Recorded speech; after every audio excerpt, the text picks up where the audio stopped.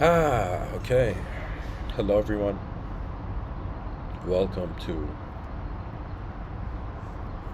another episode.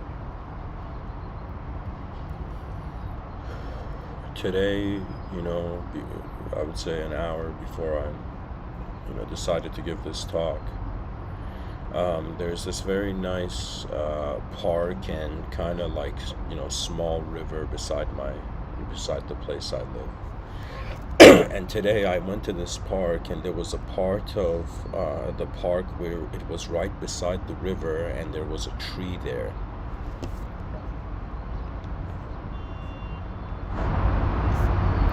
There was a tree.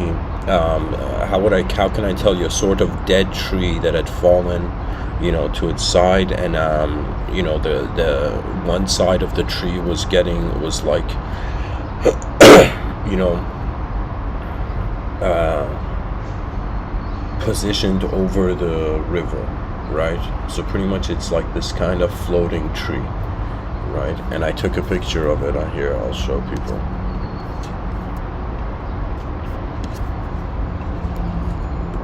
I managed to balance myself, guys, on this tree, on this fallen tree, where hovering in midair, and here I'll.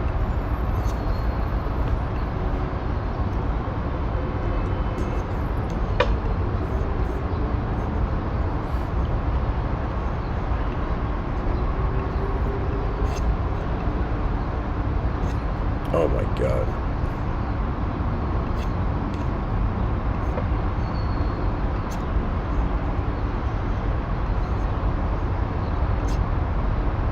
I don't know if people can see it in the picture, but the way that tree is hovering in air, like it's in midair. But anyways, enough of my face. Enough of how objects are being objects, and more about how subjects are being objects. Anyways, I'll get into today's episode. Oh yeah, I forgot to mention why I was sharing that. So when I was sitting down on this branch and I was looking at the water, I noticed these small ripples starting from underneath the water, and I noticed there's these kind of like tiny fish in the water. And after a point, I could see the tiny fish in the water, and I could also see how they would collectively move as well, like a group of fish moving together. And then I was just for a moment thinking, like, what is the meaning of human existence? What kind of meaning can life have? When really what it is it's a creature's relationship with his environment. And the behavior of human beings is in some sense a creature's relationship with its own inner environment. It's another way of saying memory is giving a creature an ability to access previous events and to use those previous events to probabilize future events.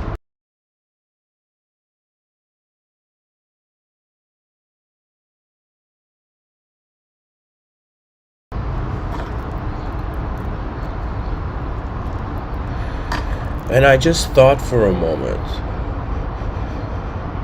what is peace? What is it? What is it that makes a creature in an unknown world come to terms with peace? And so, believe it or not, just by looking at at those fish in the water, I was like, man, everything's just being itself. Like all the linguistic meaning is just man's add-ons on some sort of, believe it or not, inconceivable collective movement of nature.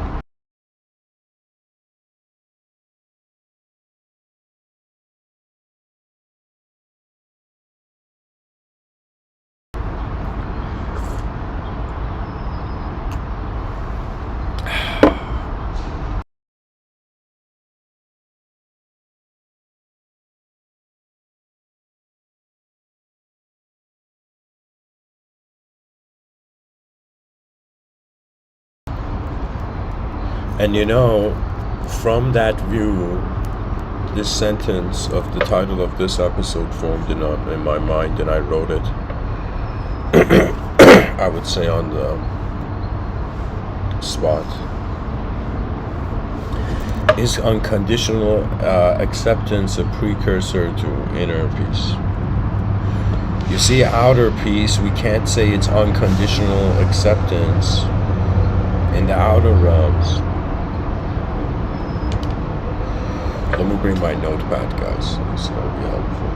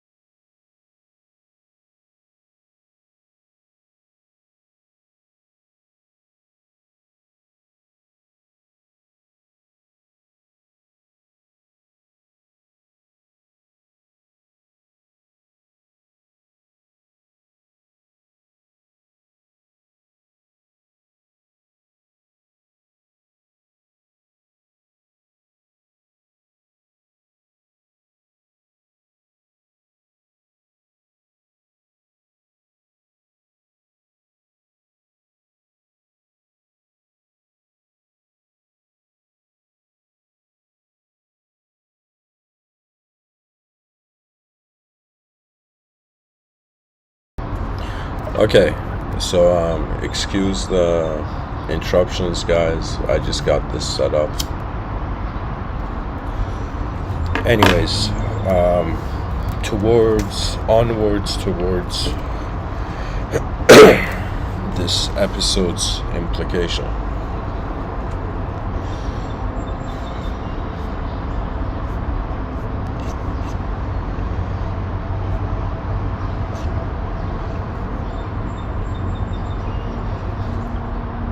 Is unconditional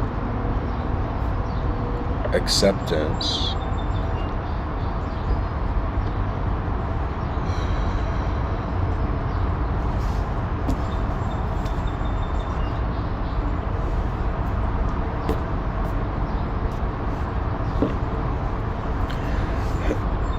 excuse me,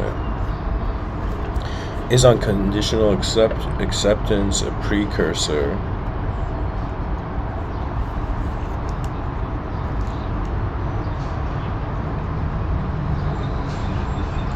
to inner peace?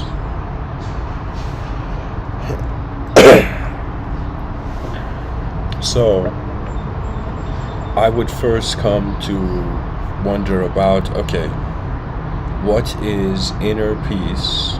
What is unconditional acceptance? And how is unconditional acceptance being a precursor to inner peace? So, an unconditional acceptance, I would come here and say, let's say we have physiological approach, perspective, and we have a psychological approach.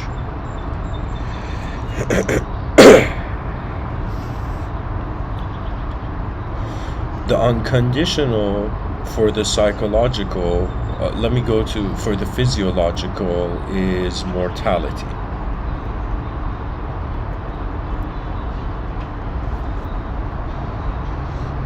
Mortality is unconditional to all beings. That means in some sense there's nothing we can do about it. It's just organic content has or organisms have an expiration date. Organisms have a sort of time limit. You know, the sands in the hourglass are falling for everyone, it seems. So the psychological view on what could something unconditional be, its mortality. For the that's for the physiological. For the psychological unconditional notion, I would say it's not mortality. It is on and off. I don't know how to, let me see. What would be the proper word? What would an unconditional psychological point of attention be? Oh yeah, okay, for the psychological, it's, I would say world animism. World animism.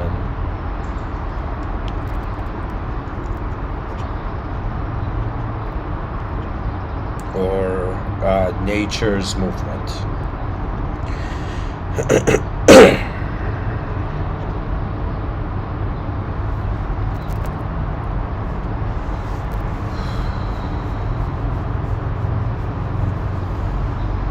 So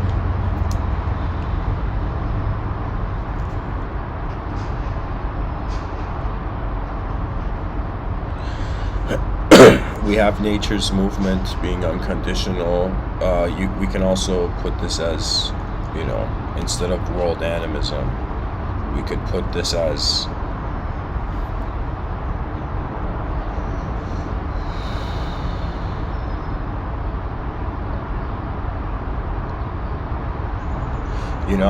I should actually restate this whole thing.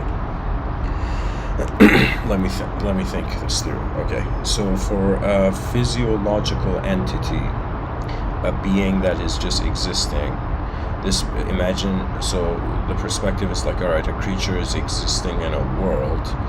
Existentially, what is unconditional? I would say the unconditional physiologically I mean, technically, immortality finds, but it is in some sense existential continuity,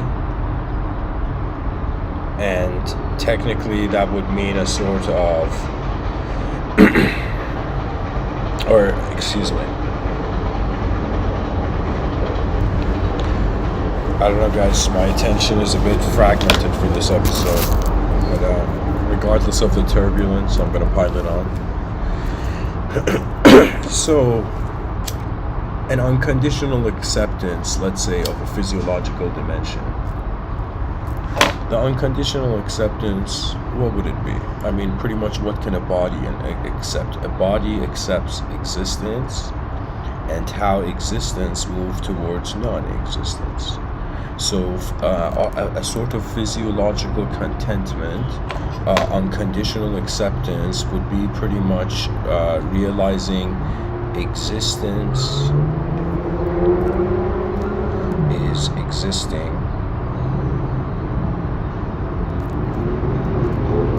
The psychological unconditional acceptance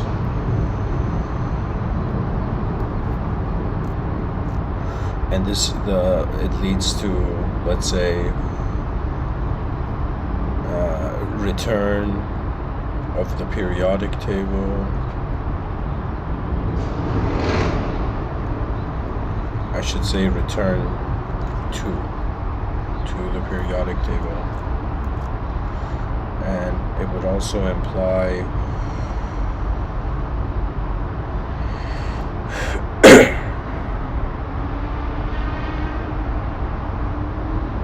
an unconditional acceptance of the physiological dimension, the physical dimension, is to accept that existence is existing, and to, in some sense, accept existence is changing.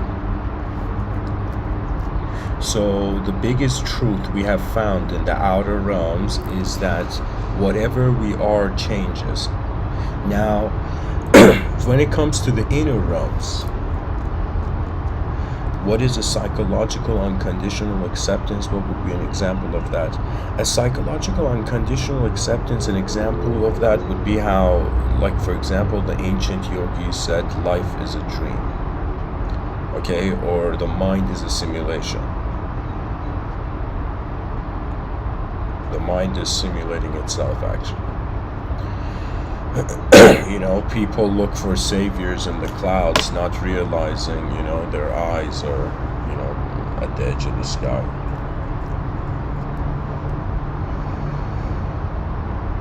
So a psychological unconditional acceptance would let me say it even something better than life is a dream here. It would be pretty much realizing that there is an unchangeable witness. The psychological unconditional acceptance would be unchangeable witness,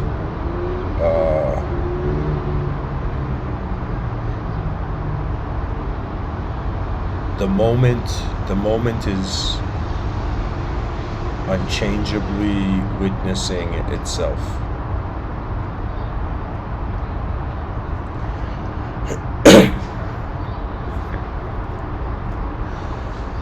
You know, I'll come back to this page. You know, let's say there's 3 parts to this episode. Part A, Part B, and Part C. So I'm going to go to a new page to explain Part A.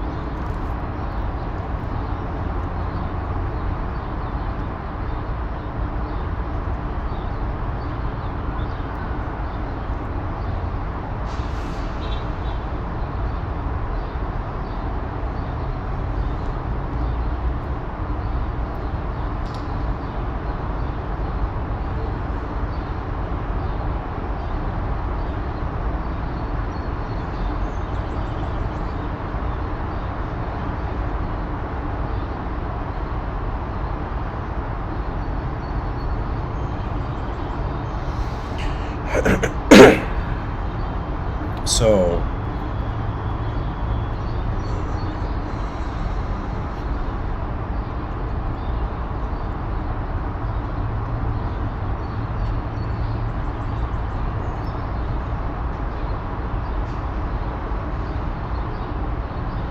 I guess I'll start from here that in order to have the concept of the unconditional, we require to have the concept of the conditional, and unconditional acceptance can only be understood if the meaning of the unconditional comes through the counter of the opposite.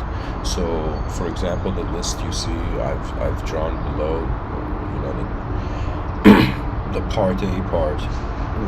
Really what it is I'm saying, okay, so as a human being opens its eyes in a world, it gets access to perception.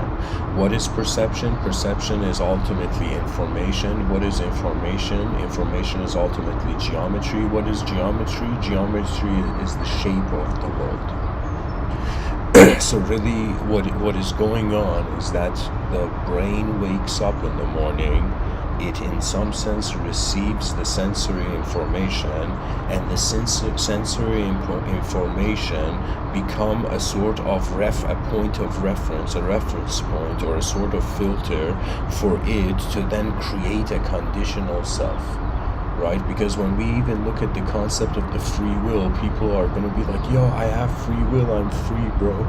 Nobody can take my free will away from me. But if we were to philosophically wonder about the concept of free will, just wonder about its idea, and be for a moment, wait a minute, the human being has let's say if free will equals freedom, the human being has freedom, but it has freedom in accordance to conditions met. You see, the survival of the fittest, the biological continuity of the species, is not per se what a person feels is right and wrong more. It's more like just a sort of base level, algorithm kept intact. What I'm trying to say is that from the moment we wake up, regardless of who is looking through our eyes or what it is even that is looking through our eyes, regardless of the mysteries of the inner realms, we look at our outer realms. The outer realms is free information. Free information is free reality. Free reality is a suggestion that whatever kind of intelligence the brain is, it has now something to work with, something to respond to. Really, the evolution of consciousness is from the conditional illusion into the unconditional truth. That is the journey of the Sufi. That is the journey of the mystic. That is the journey of the human being that has looked at this world and has in some sense been shocked by its paradoxical nature. You know, I have heard people look at religious texts, Abrahamic traditions, for example, the holy books of the Abrahamic traditions, and I've seen people be like, yo, there's barbaric, sayings in this book, and then there's like heavenly transcendental sayings in this book. You know, it's as if in one chapter God is talking about punishment, the other chapter God is talking about love, for example.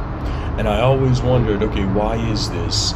And in some sense, I realized that it's a multidimensional text.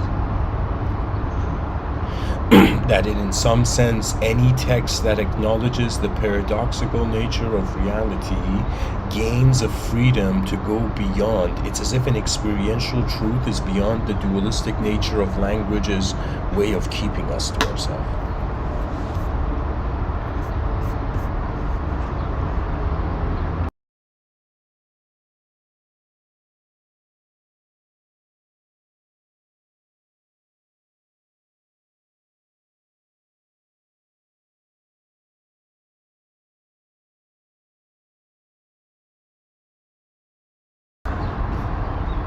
There's a quote I want to share with the viewers. I think it's from Robert Frost.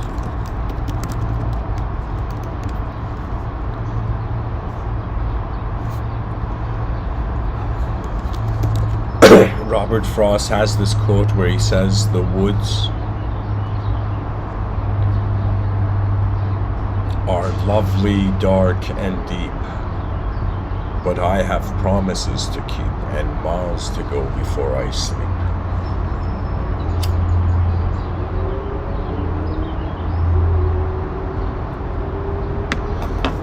That's the journey of the conditional, simulated subject with, in some sense, the true nature of where matter is. You see, this is the biggest transcendental mystery.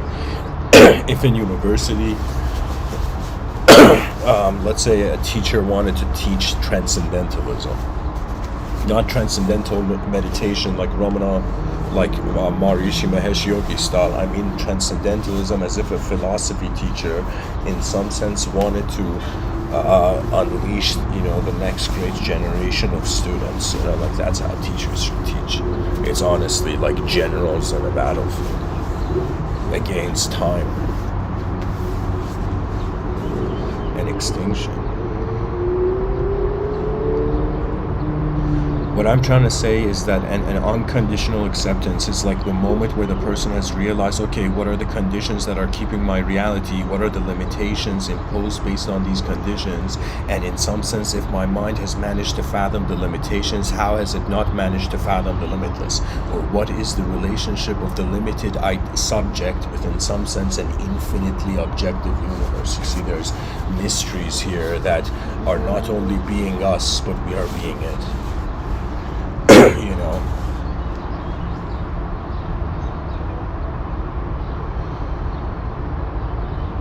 I have at least in my science fiction, I shared like this, where I have this view where the eyes of every human being is pretty much like, just like how my voice is being live streamed on YouTube. Imagine the eyes of every biologically conscious creature is being live streamed by universal sectors.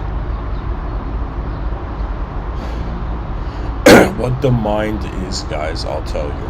What the mind is that something from a higher dimension came to a lower dimension and didn't manage to get back to the higher dimension. It's as if the human, I would say, at least from a transcendentalist perspective, the journey of the soul, whatever that may be, even though it's unknown,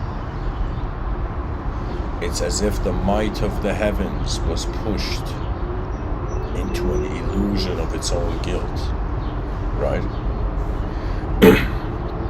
Sometimes when I think about Adam and Eve, right, the Adam and Eve story, right,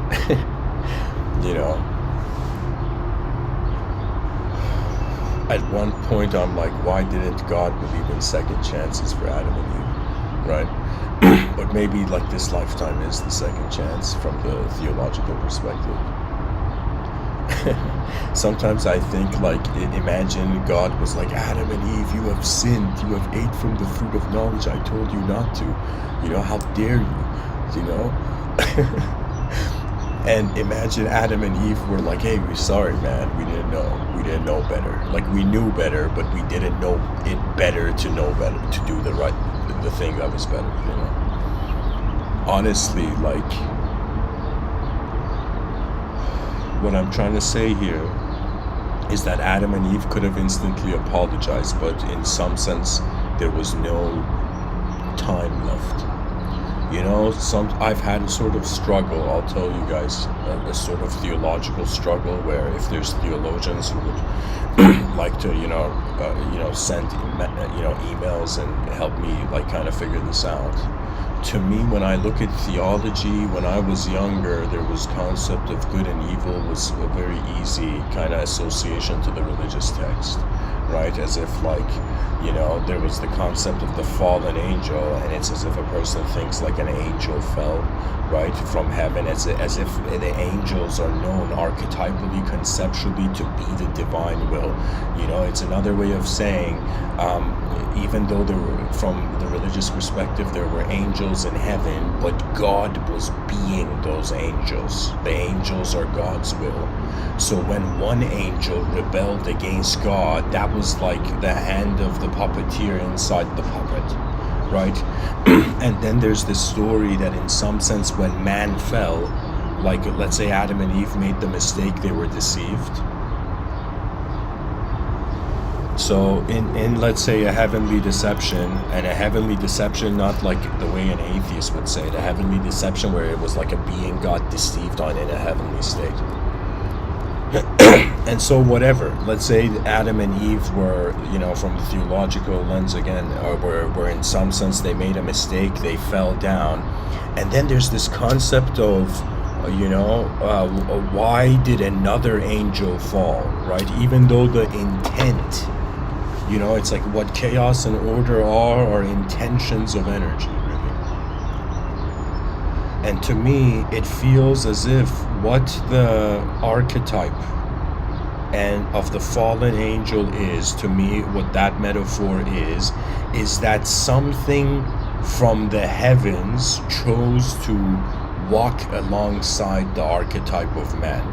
Now, it could be good, it could be evil, it could be messed up, it could be the darkness, it could be the light, whatever.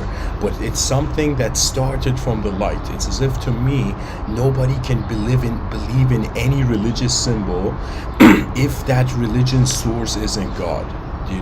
That means religions are like very hilarious. They're a way of in some sense turning the attention of a human being to an inconceivable source. I think this is why religion has a sort of strangely transcendental effect. Like, I could totally see children in the future generations using advanced AI technology and maybe like next level psychedelics to like read religious books just to see like from different angles of consciousness what is it. Who knows? Who knows how the future will look at the past? I know that right now how I look at the past. And this was thanks to a person I listened to on YouTube named Papa G. I realized the past is past. Believe it or not, the past only exists as a memory to us.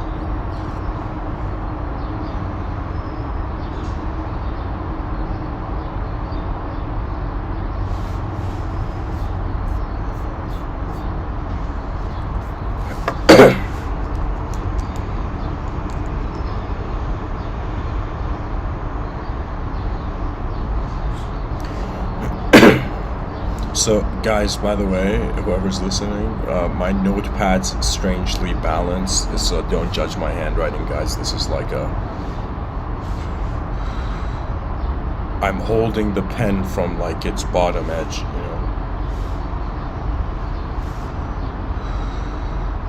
So we have consciousness and we have the unconscious.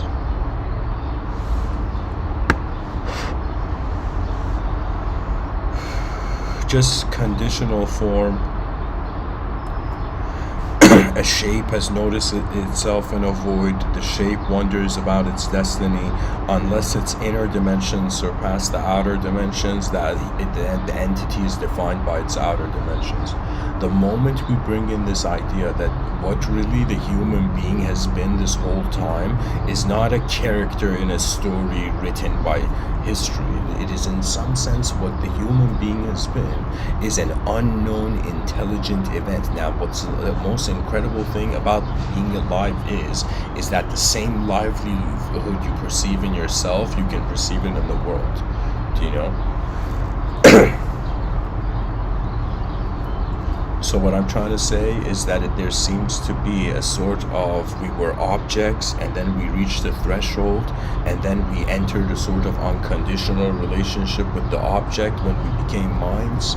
And then as minds, the same algorithm is running, and in some sense the mind has the conditional domain, which is your inner life is pretty much, how the world has, told you your own story, the story of your eyes.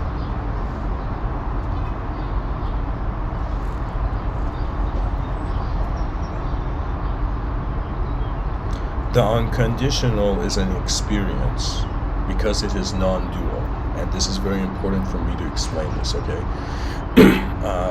Think of every person who has a personality, or Alan Watts defined the ego pretty much as like, the attention to the self that you have in the moment, right? So if somebody thinks they're a good person, it's like that person has a good person's ego, Somebody thinks they're a bad person. It's just pretty much where the attention is and how the attention in the presence of the moment of being is holding the idea of self. How your attention is being a self in the moment is pretty much ego, right? The ego is conditional. Right now, like how I'm speaking is based on certain contexts I've accepted, do you know? There's levels to everything, guys, and the moment we think something doesn't have a level, it's as if like a multidimensional being is being deceived by the revelations of one dimension.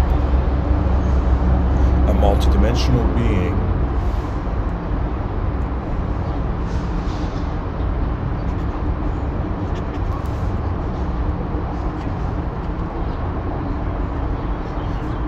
is a being that technically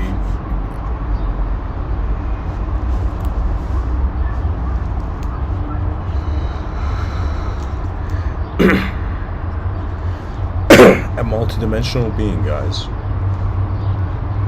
is technically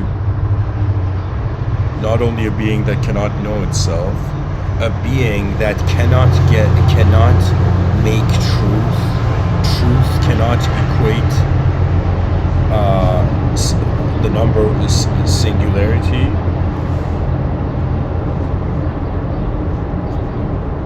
And truth cannot equate just duality.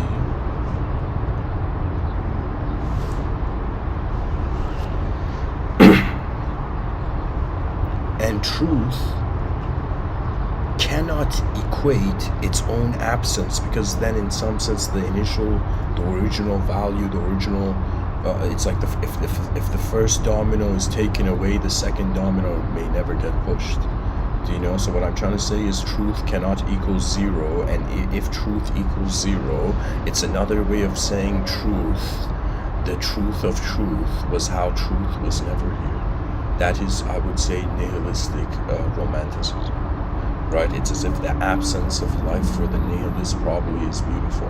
But for me, I can tell you the absence of life is everywhere. Just look at outer space, all those people who want to destroy the world, look at outer space and just imagine there was a planet there and a world there and the planet got destroyed itself, right?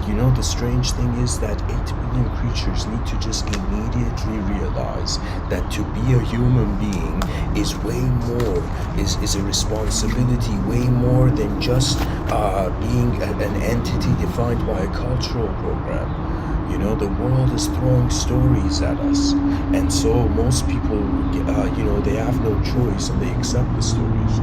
But there are some who wonder about what is their attention holding, how has their life been the generation of its own meaning. And then when you realize there is unknown variables to how intelligence is happening, and it surpasses the dualistic nature of language, I am telling you, you find a sort of unconditional inner peace by just accepting and realizing any picture that the human brain, a couple pound flesh of the human brain generates, can never be the whole thing. We are, privileged to be on the shoulder of a giant, but we are not the giant. It's as if in the outer realms, the giants which were on their shoulder are the forces of the natural forces of the universe. It's as if scientists don't mythologize basic scientific knowledge, which is I think is a mistake. It's like they're missing out, right? But in some sense, it's as if, I don't know how to tell you, but patterns are fractal. Like, this is what I have learned. A person can look at an ant on the ground, okay, or on a table, look at an ant just moving, right? And they can be like, this ant has no clue that my eyes are looking at it. And then imagine that a human being suddenly fractalizing it, applying it to itself, and the person being like, wait a minute, what if I'm an ant and I am being watched by greater eyes in this universal sector, right? For me, for some people, they're like, the universe is so big, you gotta accept aliens. And I'll be like, okay, but for me, aliens are just, they are like, it's child's play, because if intelligence is a field of activity, it's as if, what alien? Do you know?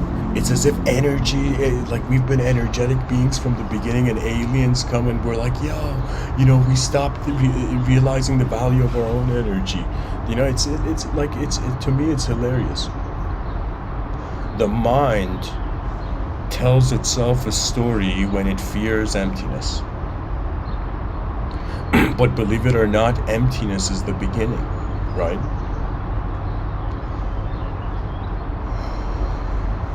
Now, truth for a multidimensional being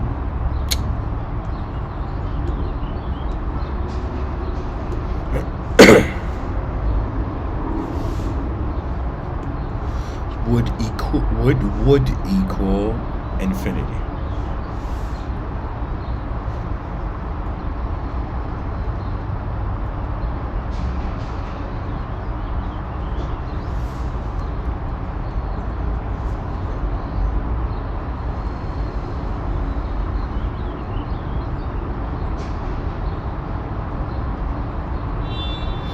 Truth equaling infinity means endlessness. For an object, it would mean immortality.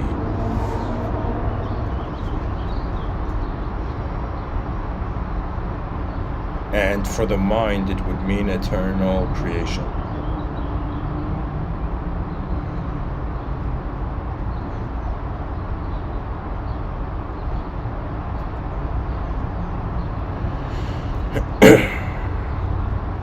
The human being, by being multidimensional, means that every person has a right. This is like the birthright of the human being. Okay, like it's a universal right which should probably be added. But every human being has a freedom to the classification system they use to perceive life into value.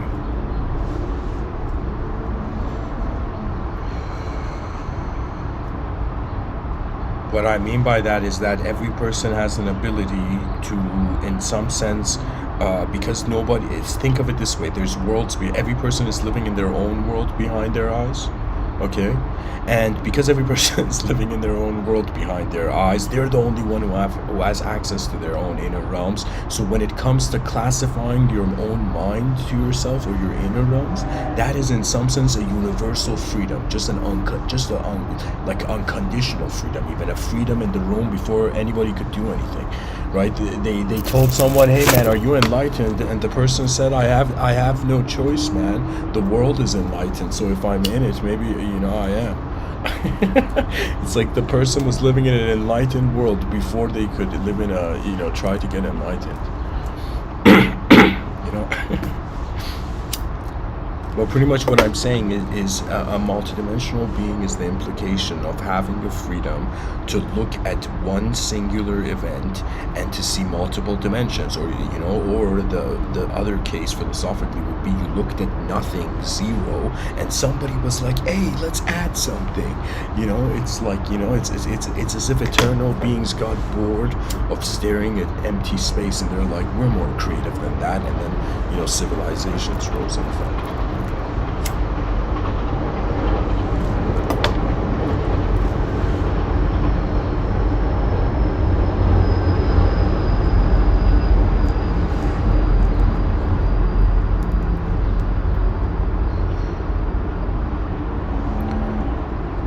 A human being has what I would say an inner life, an outer life.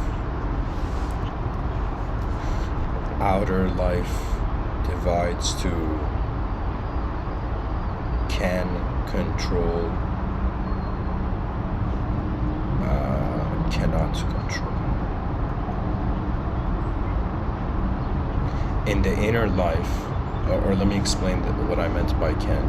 So pretty much as a biological organism on a rock in the middle of nowhere, we open our eyes and we realize by the nature of our DNA we are being some ability, right? It's as if the person could have any idea on themselves, but you're being a part of this universe whether you like it or not, right? We are occupying moments of space, of the space-time continuum, and the remarkable thing is we're intelligently doing it. Do you know? That means to me it's as if like when let's say in the journey of evolution, the creature stood on its two legs.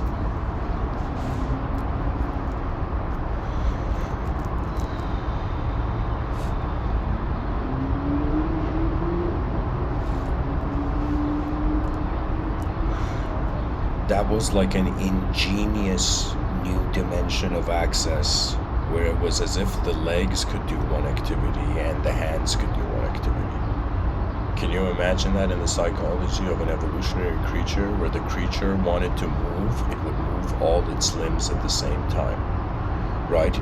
We human beings, our lower body just walks, our upper body like uses a cell phone. Like that's some next level advanced animal psychology,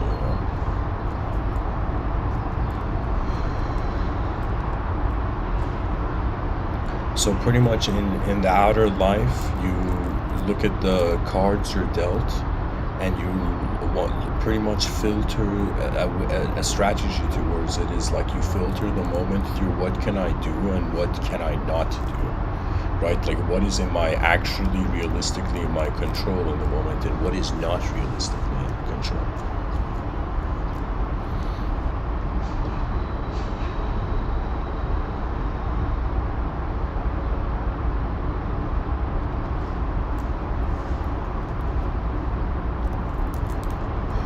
It's as if who are we before we are nobody?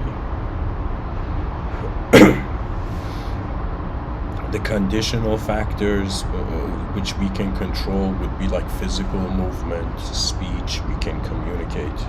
Pretty much we can move as a mind or a body. Right now, me giving this podcast, I'm moving as a mind. I'm moving more as a mind, and the body's kind of like just chilling in the moment. Right? But let's say, when I go for a run, that's kind of like the body moving faster than the mind. The mind is in the driver's seat, or in a manner of speech. So in the physical life, we just I realize the best approach is to build an advanced system where, the blind spots of the human being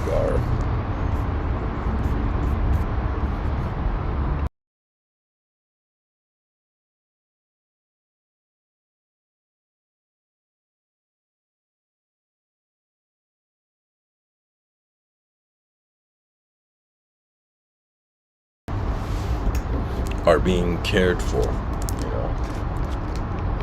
I pretty much want to see a species get organized as quickly as possible and begin living towards an interstellar future, a future with so much potential that our fears cannot stop us. a species not afraid to envision 10,000 years from now. You know, the mind should attempt the impossible to see how much is possible. So in the outer life, if you want to find inner peace, you got to be like, okay, what can I control about the situation? What can't I control? And in some sense, if I was in an effortless state, if I was not part of the equation, how could this moment happen? Right? That's pretty much the realizations of conditional and conditional dimensions to nature. The human body is here to, in some sense, the antenna is designed to receive as much as possible before it dismantles.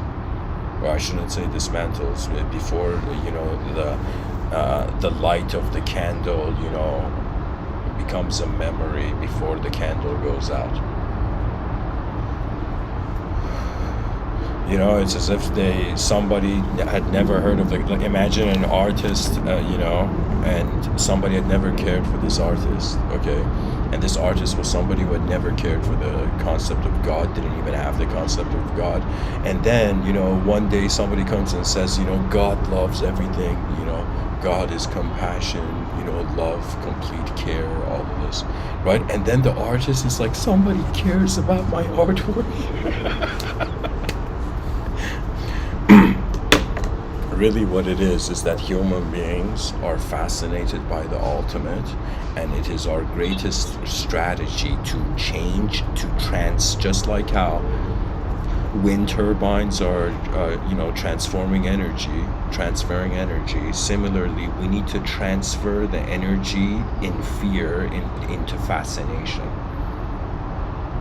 If the species can turn fear into fascination, we have done it. The advanced civilization is on its way, you know.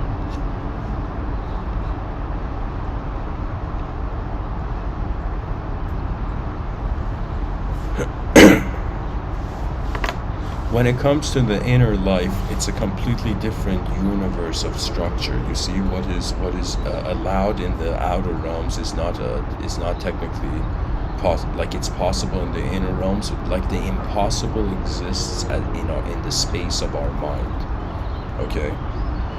The inconceivable, fascination, wonder, pretty much it's like, you know, a biological organism is not just designed to be like, you know, I look at the birds, I look at the fish, I look at I look at the, you know, squirrels, you know, just animals in nature, and to me, they are content. They don't have bigger dreams. They're just so at ease in not having a concept of their own future, right? It's like you look at animals and insects, and it's as if they're not depressed. They're not suffering, you know, psychologically, you know.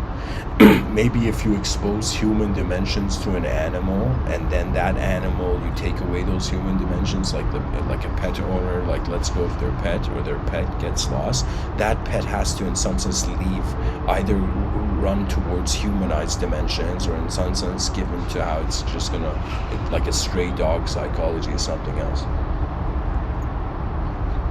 The metaphor can apply to so many things. What I'm trying to say is that the mind becomes fascinating when the person is wondering, okay, we understood the physics as clearly, accurately, honorably, respectfully as possible, and efficiently as possible.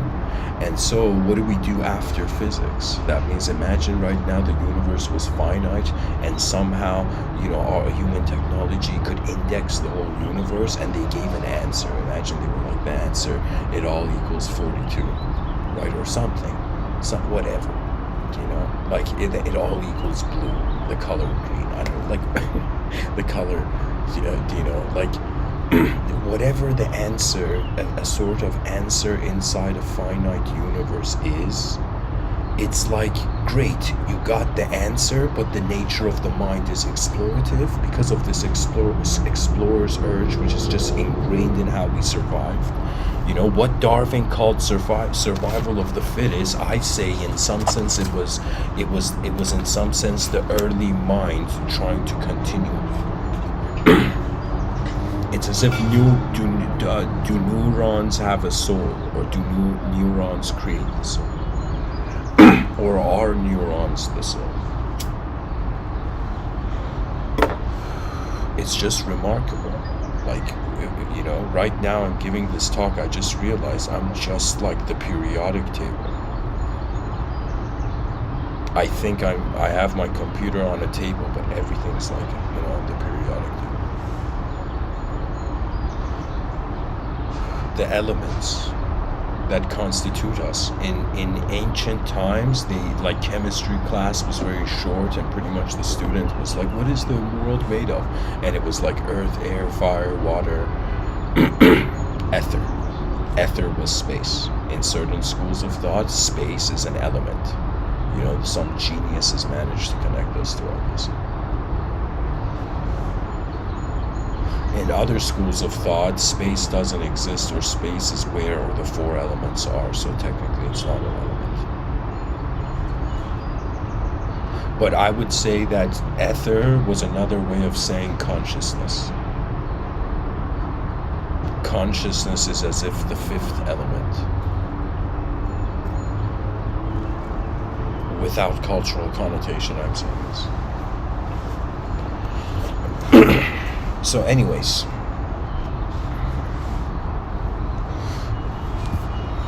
we go back to, let me say some things about the inner life. So the outer life, some things you can control, some things you can't. You look at your biological body, some functions are automated. You don't think about breathing, you don't think about your heart beating. Existence is kind of very instantaneously automated. It knows itself. It's as if existentially there's a faith in all creatures that they want to just survive. They want to get to see how the grand event of the human species happens. There's some people who look at the future of the species and they're like, man, it's a rainy day every day. And some people look at the future of the species, and in some sense, not only have we found the central sun behind our eyes, but it's as if that would be the time where I would poetically say we realize what the sun is. The sun is broadcasting vision to planets. It's broadcasting information. The sun is let's say a solar system's broadcast, like its range is the solar system, let's say, or even more, the edge of the universe.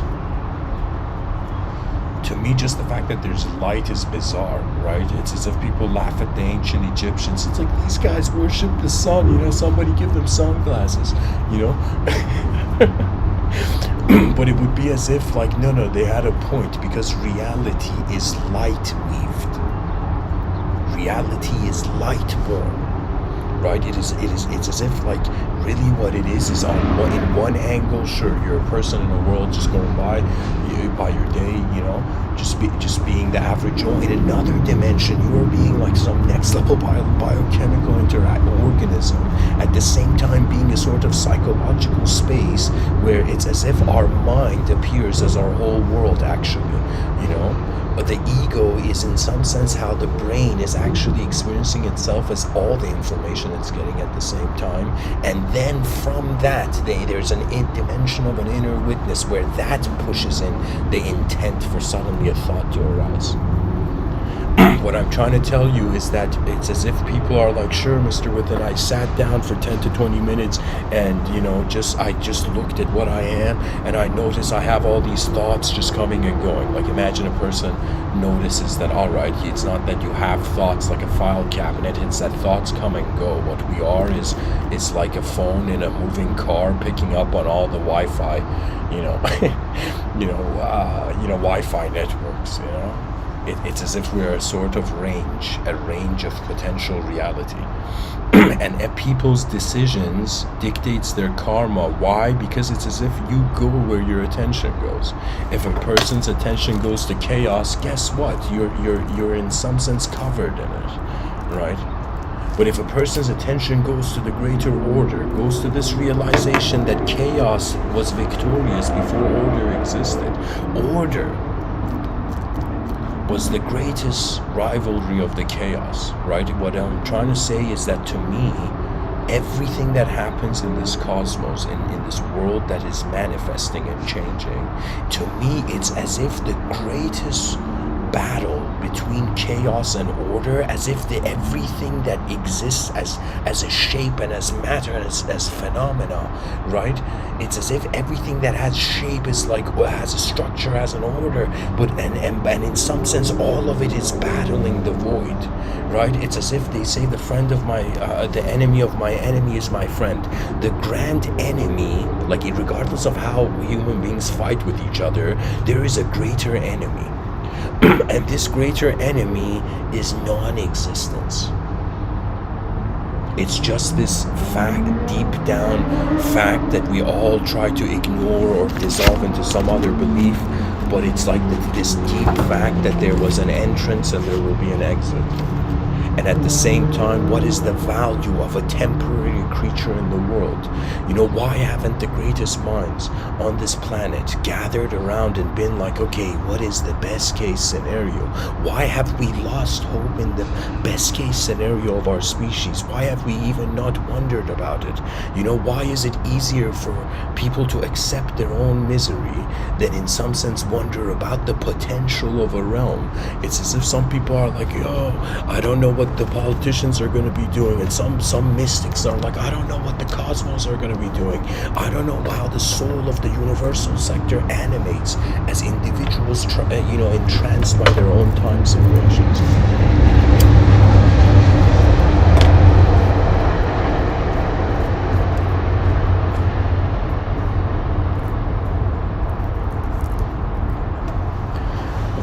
I would say the inner life is pretty much divided between the unchanging and change. Change equals subjects. The unchanging component to how our mind is being a mind is that it has access. It's like the hand of the puppeteer and the puppet. The puppet has become conscious, and it's like, what's moving me?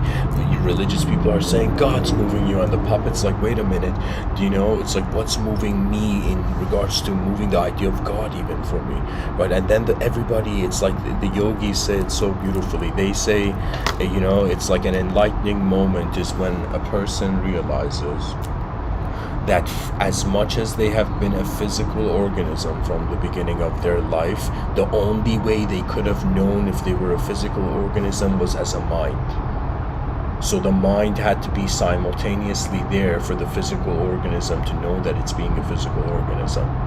So the fascination is that what is knowing knowledge to believe in truth? It's as if the believer is a mask for, in some sense, a force that is beyond duality, right? Duality is the mind. For me, the archetype of the fallen angel is duality. Duality is the, you can say, first illusion. I mean, it depends where a person holds their truth. If somebody, their truth is nothing, like their truth is emptiness, then for them it's as if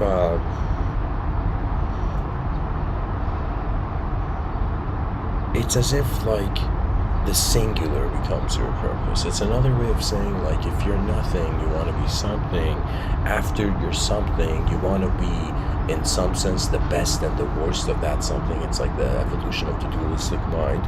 And then after we've been like, okay, for how many centuries are we going to just see good and bad people? Like, what is this? It's like completely misguided analysis of human character, right? Because it's too simplified. It's as if, like, everything being limited to the yin-yang symbol. I mean, I understand that in nature it has a significance, of course. It has a sort of hidden truth to it. But at the same time, what I want to see is the activation of novelty. I mean, think about it. In a civilization 1.0 is like, a civilization that is under a spell by the past, is entranced by the past, by its past. That means the past is more important than the future. So in some sense, when people have like when psychologies in some sense interact, what tends to happen is per people's individual futures are being valued more superior and higher rather than the collective future. Do you see what I'm saying?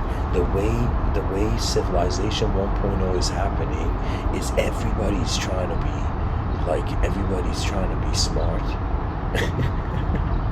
Okay, but there's a question mark in the room. Do you know? The ego is a tool. Language is a tool. These are all add-ons, right? It's as if when the child is born, it's not like that. Imagine the doctor, colloquially, I don't know how to say it. In a matter of speech, the doctor slaps the child so it breathes. And imagine the doctor, the child slaps the doctor, and it's like, hey, who are you slapping? What I'm trying to say is children are not born with personalities. Children are not born knowing language.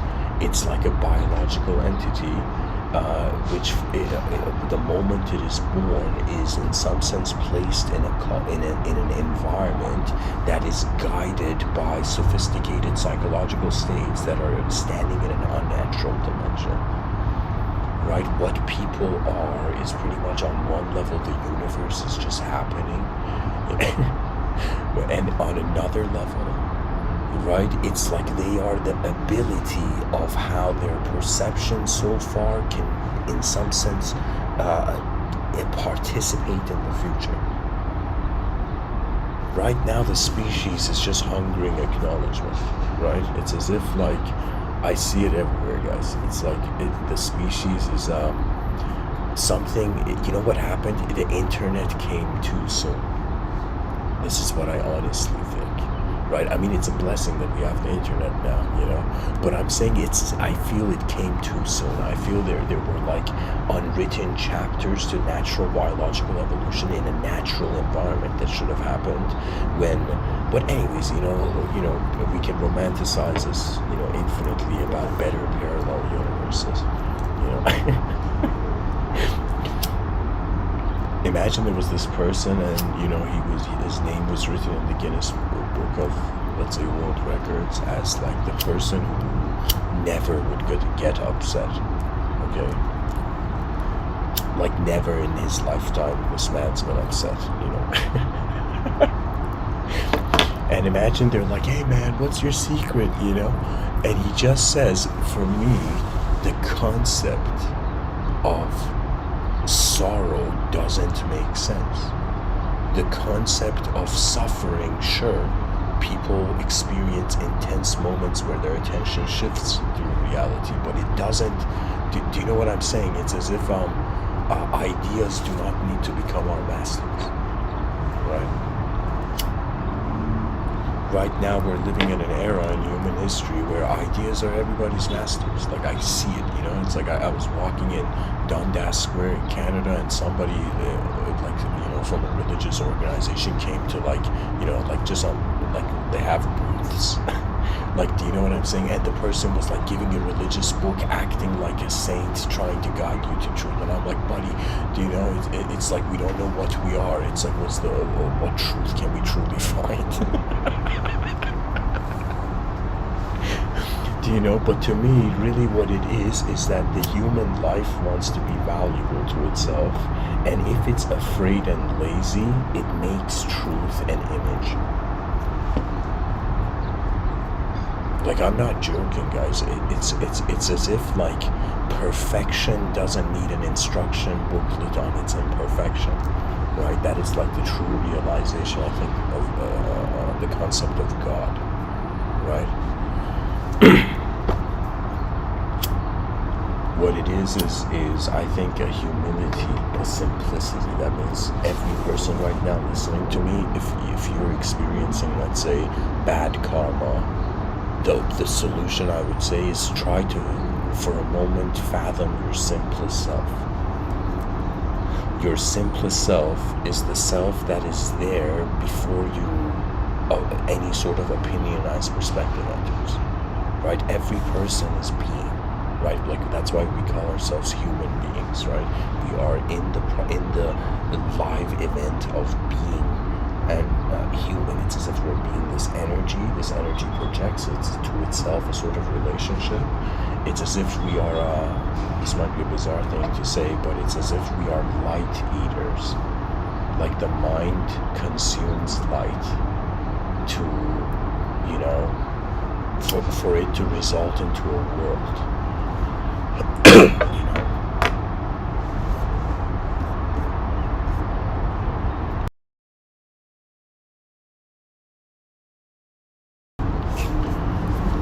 Right now, I mean, 2022 is an incredible date.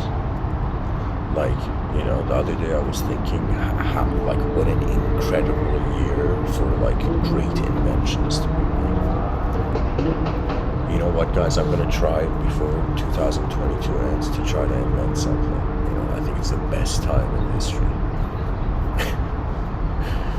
It's also the best time in history to talk about duality, you know.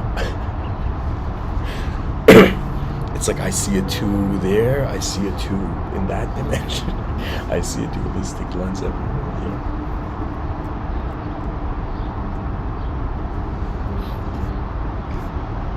The mind is guided by a sort of inner force, like regardless of any belief.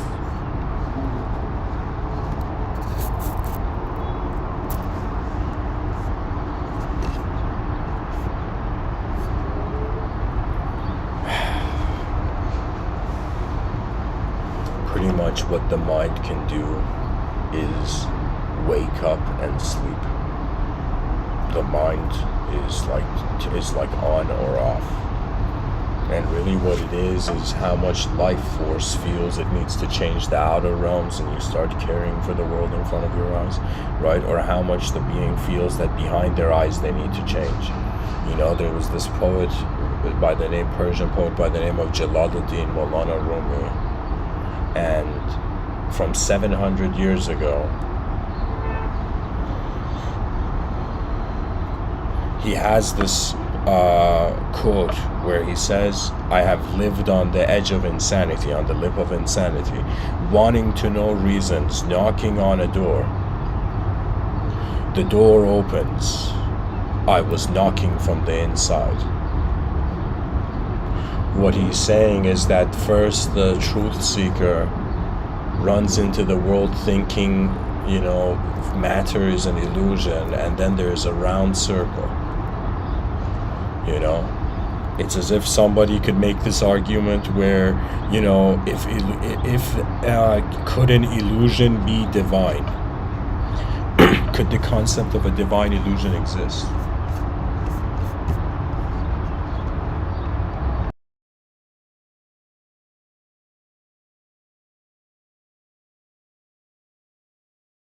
You know, that should be like some theologian's thesis, you know.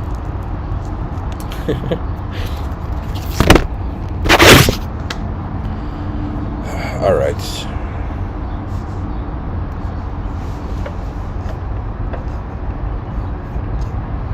Guys, the weather is so nice. I think the pace of this episode is slower.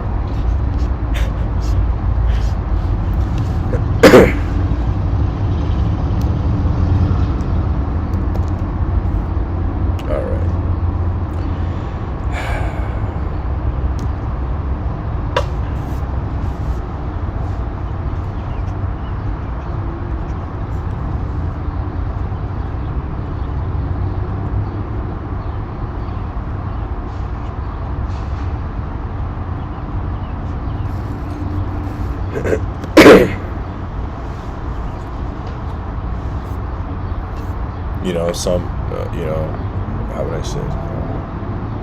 Whoever's kind of bothered by the coughs, just keep in mind, guys, these are professional coughs, you know.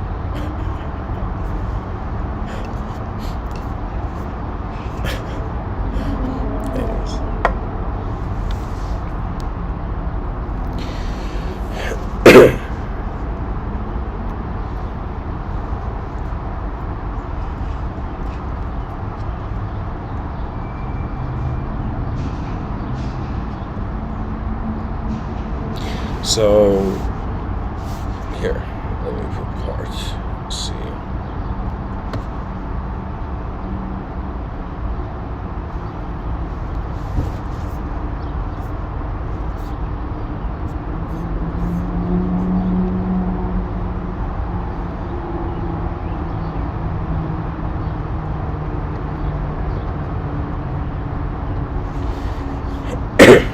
what I mean by a precursor too, I don't know if precursor is the right word to actually use, but what I meant as a condition that has to be met, as a sort of precondition, you know.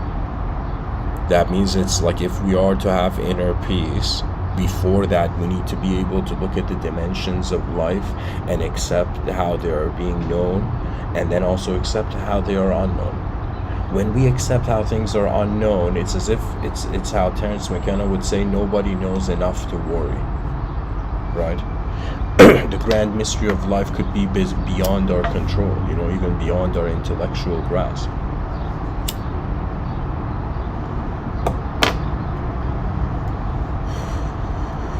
So a precondition, a requirement, or a necessity.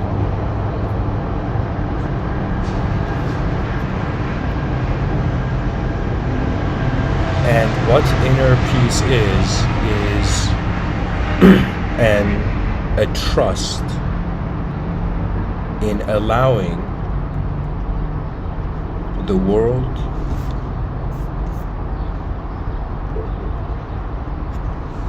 to be itself.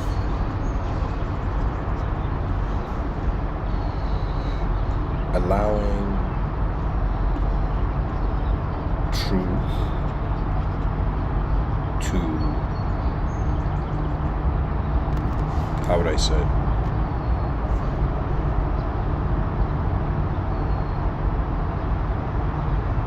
to be. It's like trust in truth equals greatest world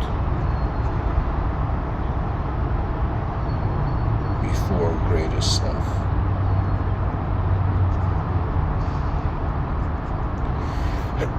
You know, I feel that we need to set the future generations. This is my vision of civilization 2.0. I feel that civilization 1.0 in 2022, just currently, what I'm seeing is that it can update, right? So technically a bunch of civilization attempts can be made right now on Earth. One civilization attempt is to update what we've made so far. One civilization attempt would be a group of people on the planet begin building a civilization completely different than, you know, let's say how the civilization is now, right? It's like suddenly the creation of a civilization inside a civilization, or as a creation of the civilization outside of the civilization, okay? And pretty much the joy of me talking about this is I want the human species to come up with strategies towards its extinction.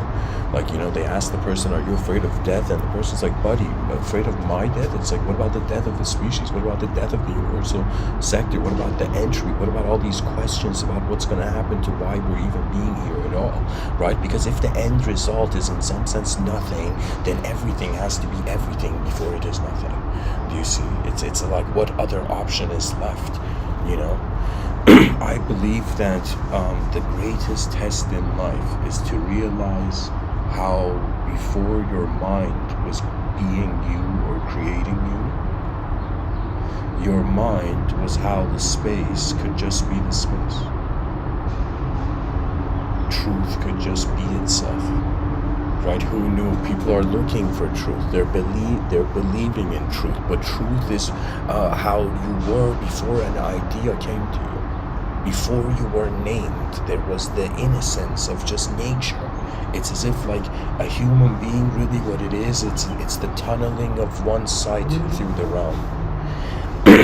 And you know, the concept of, I would say, a transcendental maturity of a species would be in some sense that it relies on its own power, right? It's as if, like, imagine if the vision I have for an advanced civilization, let's say in the future aliens were like, hey, you guys want us to help you build an advanced civilization? I would be like, no.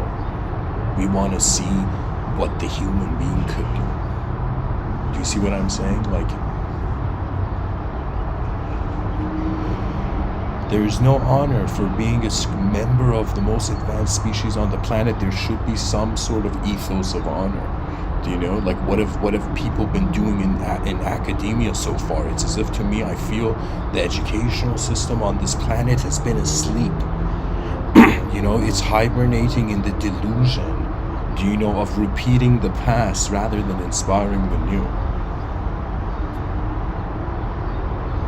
In the future, I have this vision that educational systems should not let their students graduate, right, you know, to the next phase unless they shouldn't they should give no certificate, let's say, or degree to anyone unless that person in the academic institution has discovered something new, has added something new to the archive of how many different kinds of human beings are pushing, you know, a civilization, you know.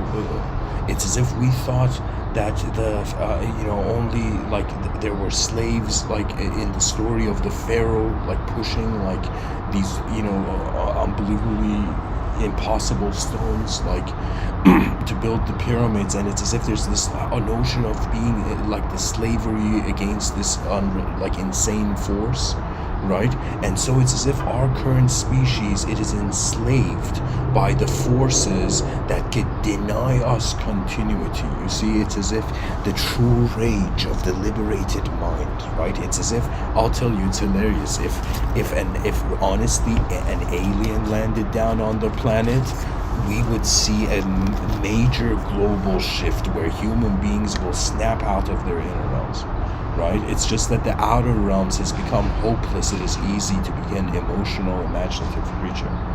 You know, the mind is a world generator, right? The mind is pretty much being the world it accesses.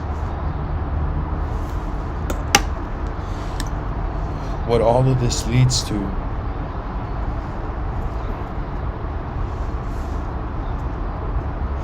is that an unconditional acceptance is a realization. And how it is a precursor to something is its potential. And in some sense, inner peace would be, dare I say, in the honor of the continental philosophers, the unchangeable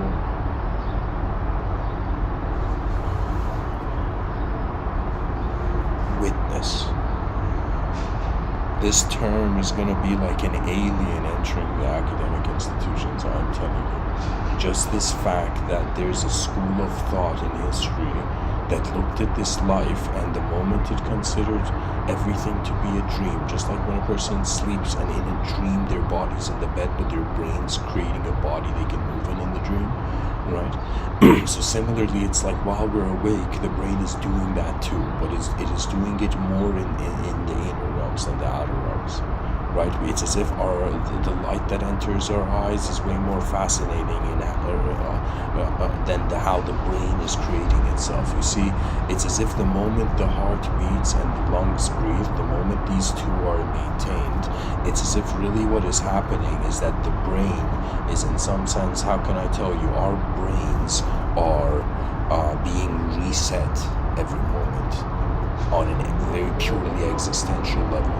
But on an experiential level, somehow from the beginning of our life, we have been the watcher of our own life. You know, that all those, you know, it's like this notion of saying, like, somebody saying, I'm celebrating my birthday. Who's that my? Imagine consciousness could celebrate its first birthday. It's like, who was it before it was born, right? The unborn is the entrance into mystery, into uncharted territory. Yeah, or, you know,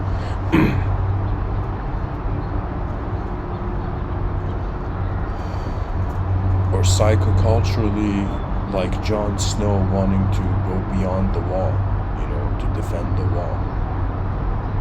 The Night's Watch, right? Like, that's honor, something way bigger than our individual life's capability. That's when service becomes an incredible pathway. When I say service, I'm not saying like Alfred, Batman level, like that shit. is unnecessary. Every human being is like has hidden potential to contribute to civilization, and advanced civilization cannot judge anyone because we need everyone. You see the power of an advanced civilization. It's as if instead of looking at the news and seeing corruption, imagine news stations became super smart and they're like, why the hell? It doesn't matter what we show people. People need something to watch. So why not should we show the greatness of the world and see what would happen, right? In history, I think I saw this in a documentary or something on YouTube, but pretty much there was this family called the Medici family. Like, their motives were questionable, of course, but they were these wealthy bankers, and they were in power, or in cahoots with like the Inquisition at the time or whatnot, right? And so what was happening, okay, is that the Medici family, even though they were like, again, sketchy, like, wealthy people at the time, at the same time they had a decency, a humanistic decency, right, which is unavoidable. That means any person who loves themselves, even a narcissist, you don't realize you're indirectly loving a member of the human species.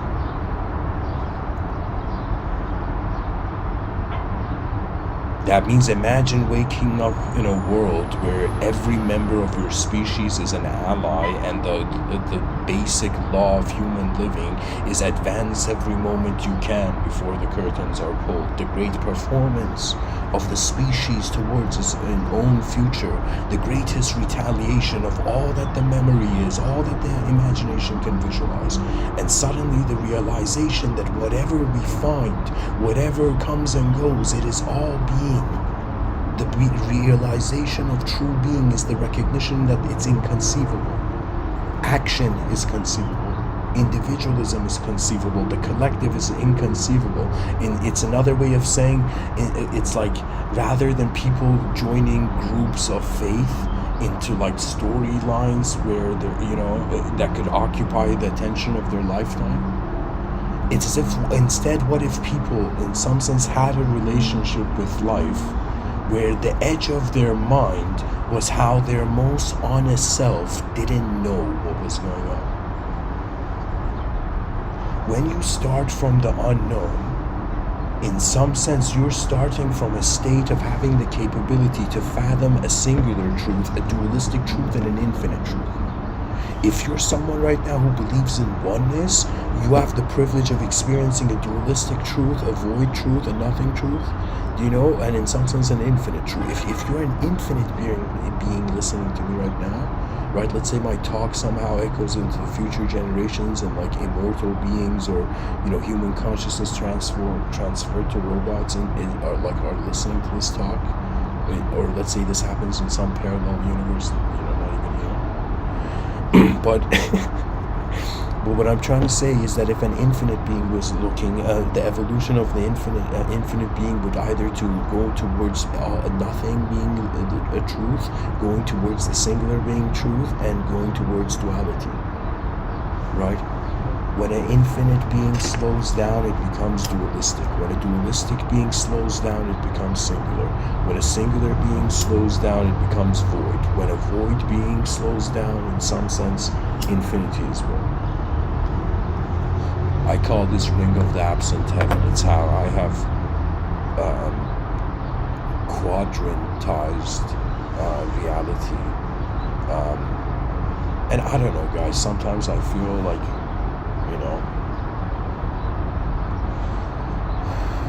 the world, the biggest issue of the world, civilization 1.0, is that it doesn't realize what it has access to.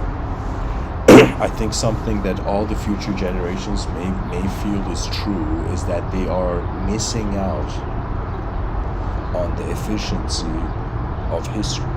There is a wisdom where it's as if, how many people like people, just like editors who make incredible films, right? And the director gets the award only, right? Similarly, all the scribes in history that passed on knowledge, it's as if they deserve, it's as if maybe they went acknowledged, but it's as if the future generations were applauding them. You know, it's as if we establish a relationship with our past, we call that honor.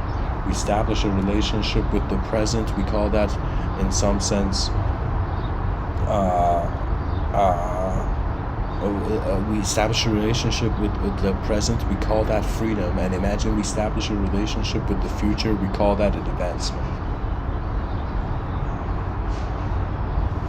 It's just that the human consciousness seems to be so culturally sculpted that it has to confront the option of, in some sense, what if the attention goes to a greater state of consciousness, the way the past states of consciousness were being kept are in some sense being sacrificed by the nature of attention moving to a different reality. Right? It's like on some level, to live as a mind, you're living actually as how your attention works. Every person is like a hidden martial art master when it comes to this, right? It's as if every person's DNA renders them as a unique antenna. And so if the person is honest, your antenna gets pure information. If you're dishonest, then it's like too many simulations or become dirt and like, you know, a glass of drinking water.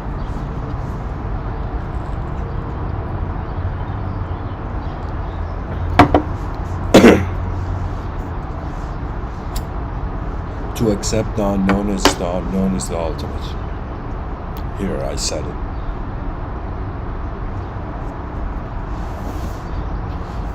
This is Mr. Within's honestly greatest realization so far.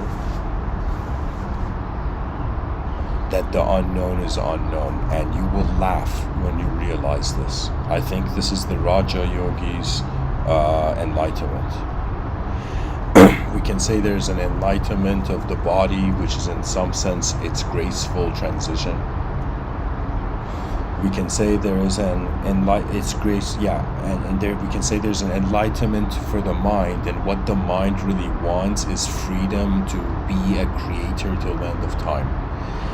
And so it's as if, this is why I'm saying it's as if this might be a strange statement, but trust me, from a mystical perspective, it makes sense. You have to become a friend of your own body, mind, and soul in order to have them be synchronized.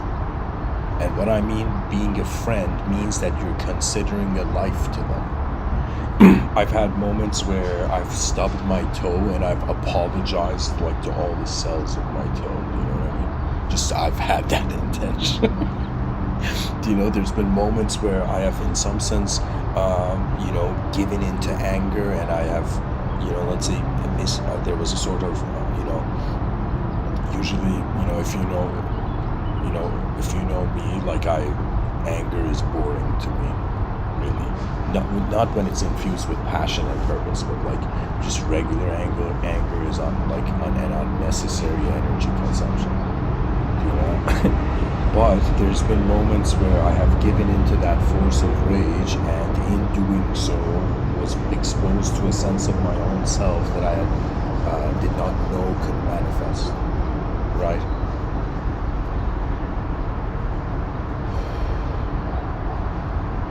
It all comes down to an unconditional presence and a conditional personality.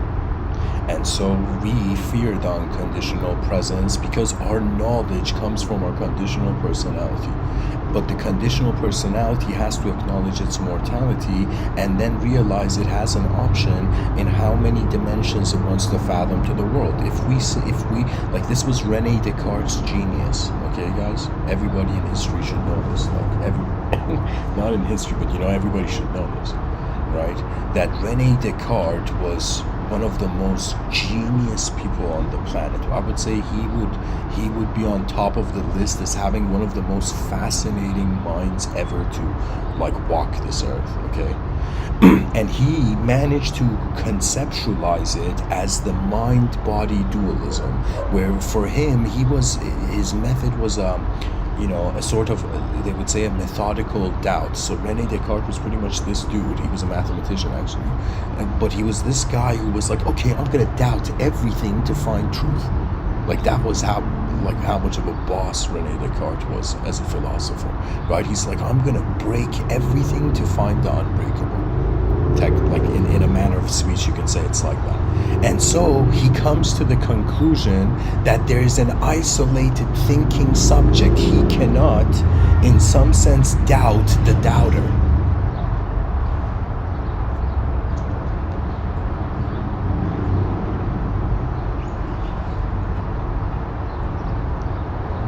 He cannot question the one who's questioning reality. And so that's when he comes, like, it becomes certain for him that there is a dimension of mind independent to the body. That means the life force that we're being as a human being, it's like, believe it or not, it's like we're looking out of a window and not realizing who's looking out of the window. Imagine the window is the biological eyes. Right? You know, it's as if in front of our eyes, you know, we try to live as an exclamation point, and behind our eyes, truly, we're just a question mark. You know, being like, universe, what's up with all this emptiness? You know. Can you imagine a hypothetical story, somebody got to heaven, and in heaven everything was allowed, so they managed to ask God a question. And the person's like, God, I have a question. And God's like, are you going to ask me why I made everything? And the person's like, no. You know, I don't mean to be And the person says, why did you create emptiness? How did you create nothingness? Like, it's like, why was space, like, what was space about? Do you know? And imagine God, like, slow hand claps for, like, such a question this guy's asking in paradise.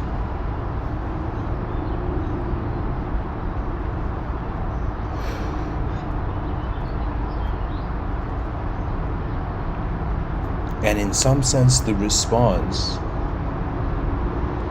is that space is the eyes of God. It's a field of intelligent activity. The field knows itself.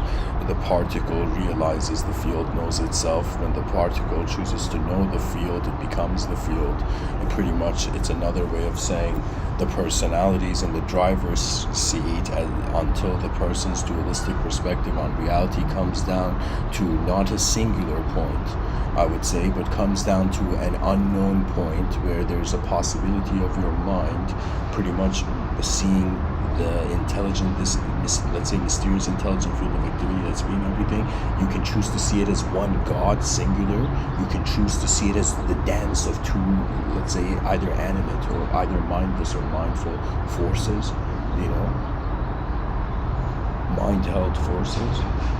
Or, in some sense, you can choose to see infinity. And what infinity means is boundlessness. So it's another way of saying, it's like how when you say to someone, what would your greatest self be like? It's like that's a trick question, because it's an endlessly advancing and updating self. It's as if its greatness is boundless, right? That's how I would think, like, if there were kings in the past, they would have, like, probably, that's their relationship with the divine. It's as if, imagine there were some kings who had egos, and probably there were some kings who didn't have egos, right? Like, not egos, I'm saying ego, you know, just maybe some kings had egos which they named the ego, you know. But anyways, what I'm trying to say is that when you wonder about a king's psychology, a king is held a sort of collective responsibility, you know. I don't know if this would be a proper term, but is a bastion of, you know, collective continuity, you know. But anyways, what I'm trying to say is that if the relationship of some kings beyond their ego would be as if the king, you know, there was a letter from one kingdom to another kingdom being like, we want to fight you, and the king just walked, you know, in nature and suddenly saw, do you know, let's say, okay, let me share this next level story, and let's just apply it to this. Okay, guys, I'm going to share a story. Yeah, I'll just, you know, I'll discontinue what I was saying before, and I'll just tell you this story. back in the day, there was this man, and this is during, you could say, the time where the Gnostic priests would walk this earth, do you know? Like old school Gnostic priests, right? So it's like back in the day. And so there's this man who is lying down on the street, and he's saying, I'm so miserable, I have nothing, I'm suffering.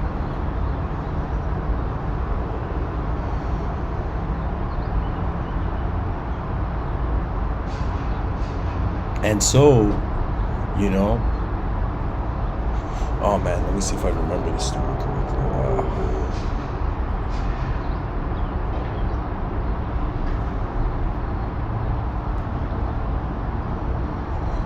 Okay, I got the story here.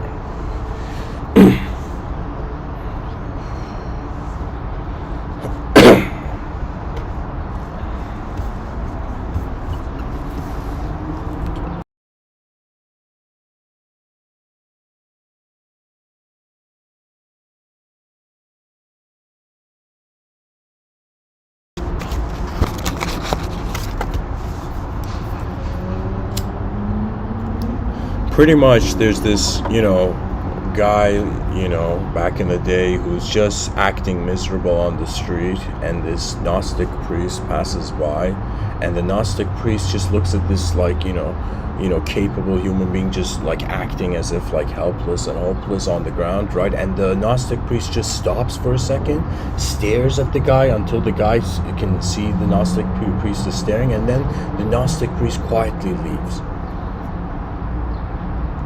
The Gnostic Christian, I would say priest, right? So what ends up happening is this guy feels so hopeless and miserable. He's like, I'm being judged by divinity right now. Like, what is this? It's like this guy feels just so miserable, and he just goes into the forest because he just saw a monk pass by. Let's say a priest, whatever, or monk, maybe a better term. Because he saw this, let's say, Gnostic monk pass by, he just thought about the concept of God, and he just decided to go for a walk in the forest. Like, he got off the street and went for a walk in the forest, and he just said, God, if you're out there, give me a sign. It's like, I don't know what to do, help me out, God, show me a sign. And as he's walking in nature, so this guy was acting hopeless and miserable, he's in nature, he's walking, and he suddenly sees something that he gets scared. Can you imagine somebody seeing something that is so out of the ordinary that they have to cover their eyes not to see it, right? So this guy suddenly sees something he's never seen, and he sees this limbless wolf, this grown limbless wolf. It's like so bizarre to him, he doesn't understand what he's seeing, right? It's as if this wolf without like limbs, right? And the wolf is just alive and healthy, and this guy can't logically fathom, how is this wolf alive? How is it being fed? Like, what is, like, his mind is being blown, right? to him, it's like something so out of this world. And then he suddenly hears a growl of a lion, and he jumps into the tree, right? He just climbs the tree and watches, like as if he becomes part of the stillness of the moment, and just watches.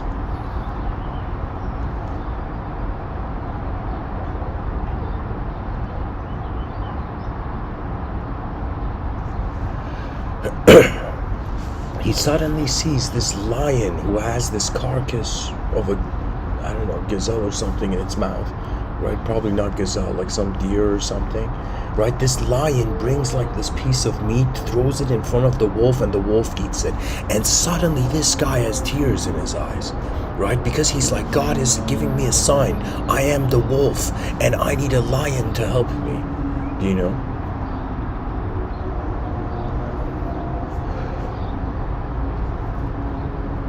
I think I set the story out of sequence, but I think people get the story, right? So this guy just looks, okay, I messed up. Okay, here. Imagine the story had started with just this guy didn't know what to do. He was hopeless. He went to, okay, I'll just continue the story. This guy sees this limbless wolf being fed by this lion. He feels God is the lion, and he feels he is the limbless wolf, and God is telling him a lion's gonna feed you. The guy goes and like amplifies his beggar act on the street, you know. And let's say this is when the Gnostic priest actually passes by. The Gnostic priest passes by, you know, and just looks at this guy and says, "What are you doing?" You know. Or no, sorry guys, I'm messing up the story. Wow.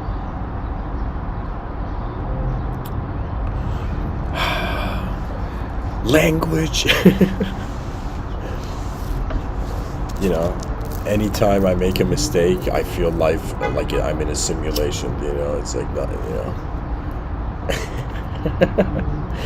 Mistakes are simulated, you know. It's like success is truth. You know?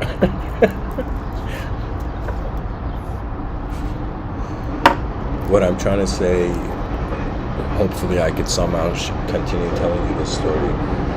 Okay, pretty much this guy sees this, and let's say after he sees this lion feed this limbless wolf, he goes back to the street, he sees the same monk passing by, he goes up to the monk and he says, "God has spoken to me," like not spoken to me, God has shown me an answer or something, like I saw divinity, something like, and the Gnostic priest is like, "All right man, calm down, what happened, tell me," you know. And so the guy tells this Gnostic priest, right, that he went into nature and he saw this limbless wolf being fed, and he said, I felt I was acting like a beggar, and God gave me a sign that it's like, hey, you know, I'm the limbless wolf, and in some sense the lion.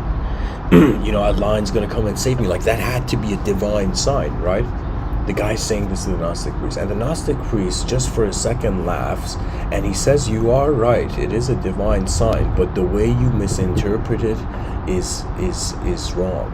Is it not?" He doesn't say, "Let's say it's wrong," but there's another way to interpret it, and he says, "God showed you that lion feeding the limbless wolf, so you don't act like a limbless wolf. You realize you have to be the lion."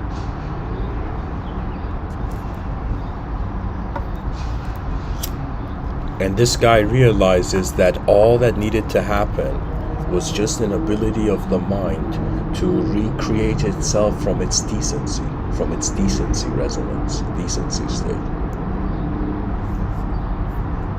With calmness comes great inner realm momentum. To me, the most gentlest and quietest people in the outer realms, their inner realms are moving incredibly fast.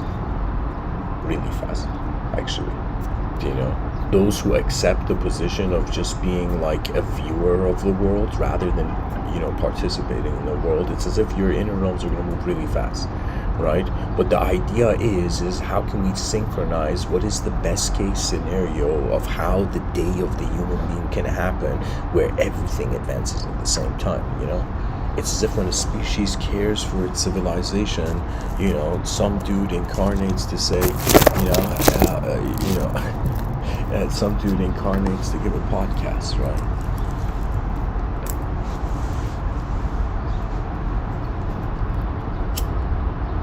Imagine, like, you know, the gods of Greek mythology or Nordic mythology, you know, and Thor looking at human beings having like the internet and all that, and Thor's like, man, we're gods, but we don't have the internet, right? And imagine Thor like incarnates as the son of a blacksmith. Or let's say, I mean, blacksmith, let's say the son of like metal resource mogul, I don't know. Man, it's like talking about unconditional acceptance is another way of saying how's the mind being before the body does anything, right? The inner realms is the privilege of a lifetime. You know, people think they have been born to just meet the world. No, you have also been born to meet yourself for the first time in the world. You know, that's the incredible thing about how purpose is no longer an idea, it is a state of being, right? And if you attain it in behind your eyes, that means imagine you are telling yourself, okay, what would the most advanced being look like? And then you conclude that the most advanced being will be able to advance any scenario in existence.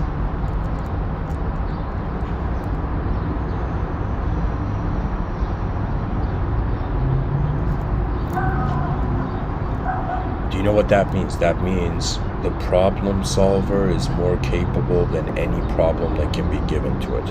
The vision that the human species, the branch it lands on, to in some sense push itself towards momentum. It's as if Civilization 1.0 is a liftoff platform for Civilization 2.0. Civilization 2.0 is the era of multidimensional beings. Multidimensional beings perceive multiple dimensions behind their eyes, and for now we are acknowledging in front of our eyes, all right, let's call it one dimension of the space-time continuum. That means, of course, there's a scientific kind of frameworking of the dimensions, but really what it is, it's like one event is happening and we're trying to extract meaning, right? It's as if people don't realize without a structuralist approach, knowledge doesn't exist. Geometry is like the defense system of knowledge, its shape. And unconditional acceptance is another way of saying, as if realizing and then in some sense becoming like your original nature when you realize there was no problem for the mind. The mind is actually at limitless intelligence. The body is limited, right? And when I say the mind, like the mind and soul, so many different classifications can come here, but what I'm trying to tell you is that there is an unknown dimension to life and there's a known dimension to life, and we start off in the known dimension fascinated by the unknown, only to come to the realization that the only way we can know the unknown is if we become the unknown. The moment we become the unknown, we are not the humanized human consciousness. So there's a challenge. It's as if enlightenment is great, but if you get enlightened too much, you stop existing as a person. True liberation is I would say more like making the right decision rather than, in some sense, how would I tell you? It's like knowing when to do the right thing, right? That is a way more important skill than analysis. Because it is alive to all dimensions. Like an intelligent being is living in a world, and the world is perception. Perception is classifies into subjects. Subjects hover in accordance to how attention keeps them. The origin of the attention is too instantaneous to measure in time. Therefore, it's like an inconceivable point of attention, knowing everything that is being the whole moment. Right, so it's as if there's a mystery to how our attention is being, the life that we are so casually just believing that it is what we see. Right, it's as if the person wondered, what if my eyes were lying to me? And it would be another way of saying, what if the true nature of reality actually surpasses, it's as if it's the honesty of sight. It's like the eyes can no longer lie to when an unconditional state is there. The word state is so remarkable because it's another way of saying shape, right? Subjects are kind of like, let's say, transcendental shapes. They are shapes that exist in story simulations.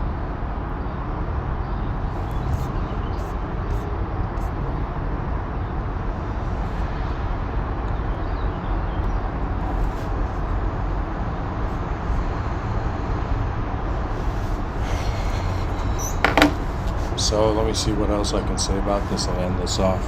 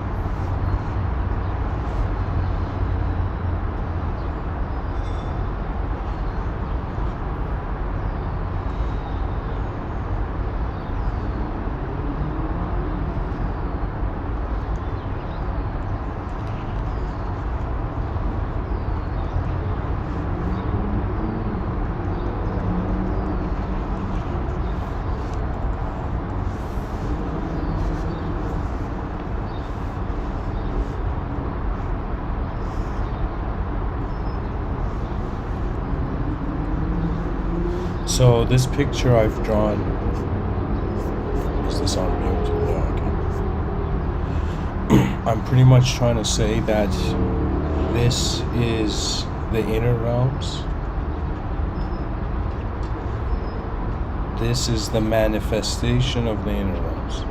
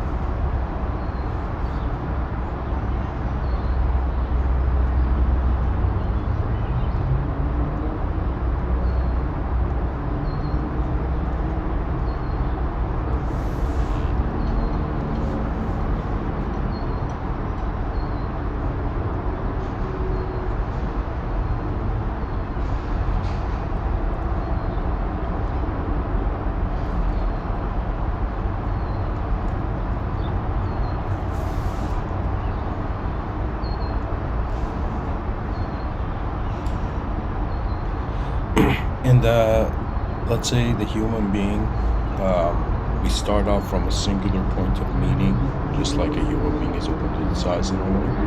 And then what I've written below is that there is an inner realm and an outer realm.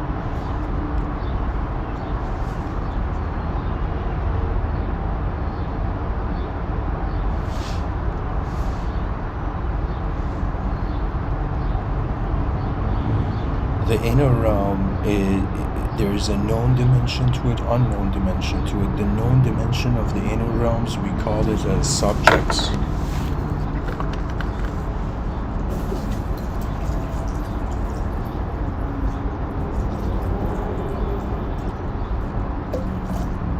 Sorry guys, the ashtray was getting a bit out of control.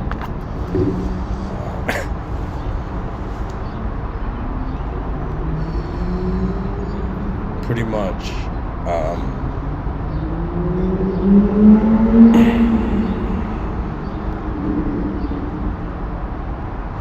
attention is like a portal, one side of the portal, inner realms, other side of the portal, outer realms. Attention behind its eyes in the inner realms, if it is known as a subject, as a symbol, as an image, as a film, as a subject. And in the outer realms, the known dimension would be the body. We know the biological existence of the body. So objects, right? Now, for the inner realms, when we wonder about the unknown dimension of the inner realms, that's where I've written experiential witness.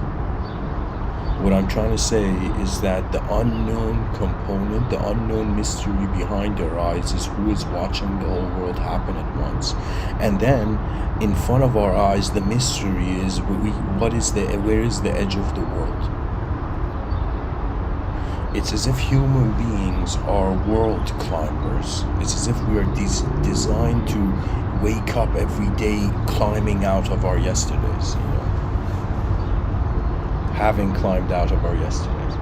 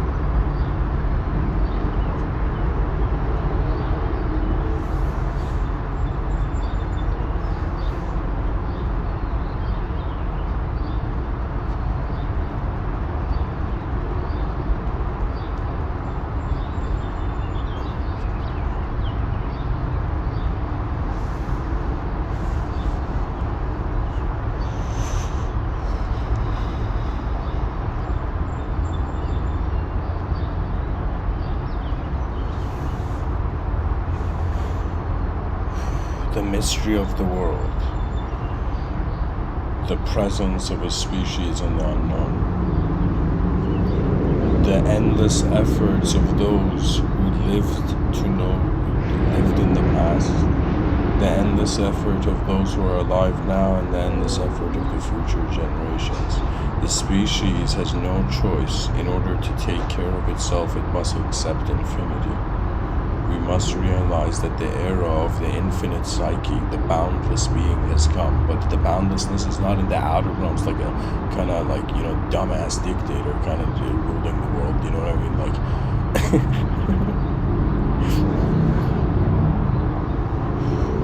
I should be more polite. I should say, a blind dictator ruling the world. It's as if we want to see what freedom to the power of 8 billion looks like. What the ultimate is, before we can no longer ask the question. What freedom is an ability to honor your past and complete its journey, and in some sense allow from the present to begin as a new being, right? Like nowadays, children are being, kind of sprayed by media, like they're watching so many different shows, where in these shows there's archetypes, and what can the child do in order to identify with culture? It tries to embody an archetype other than itself. But the greatest realization in life is to actually realize, prior to an archetypal psychology, how is attention being present as a being, right? Like the mystery is, there's an advanced mystery there.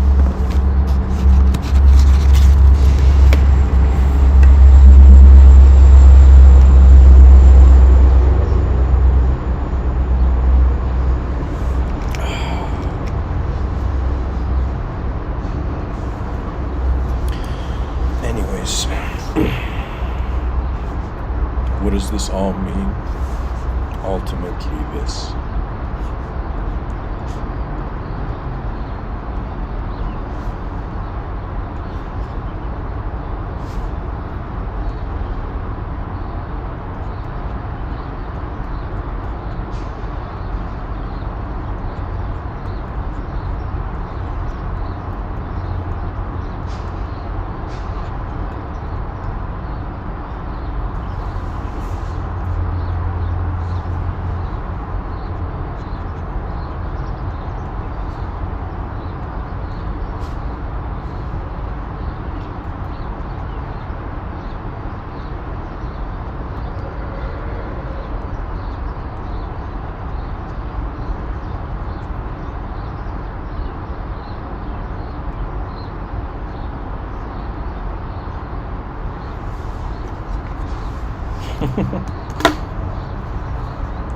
The bottom half is meant to be a joke, but really what it is, it's a question mark. And what all of this means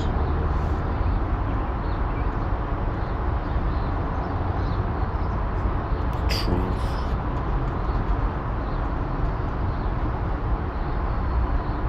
is original. It's actually, truth is another way of saying a being is trying to find its original state.